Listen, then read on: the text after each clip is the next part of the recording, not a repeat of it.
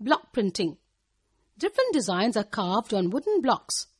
They are then dipped in colors and printed on the cloth. Tie and dye. Rajasthan and Gujarat are famous for tie and dye, also called bandhani. In this method, some parts of the cloth are tied tightly and then dipped in various colors. Then it is dried. The tied portion does not absorb the color, but the rest of the cloth is colored. This forms beautiful patterns and designs on the fabric. Embroidery.